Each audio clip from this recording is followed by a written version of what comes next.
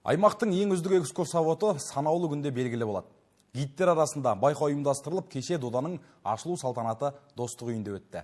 Тұңғыш рет бастау алған сайысқа ежелгі Тараз ескерткіштері, тарихи-мәдени қорық музейі мен мәдениет архивтер және құжаттама басқармасы үлес қосып отыр.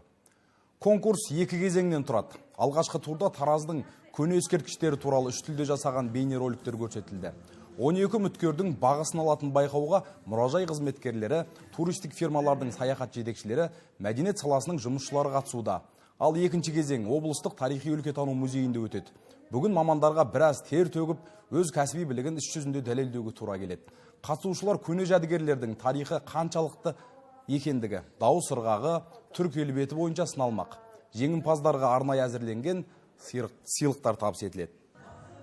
Осы байқаудан жеңімпаздарын тек қана осы жеңімпаз қалдырып қоймай, үлкен жерлерге, шетелдерге барып, білімін жетілдіріп, сол осы жерде біздің музейлерде қызмет етуге дайындау. Басты мақсатымыз сол.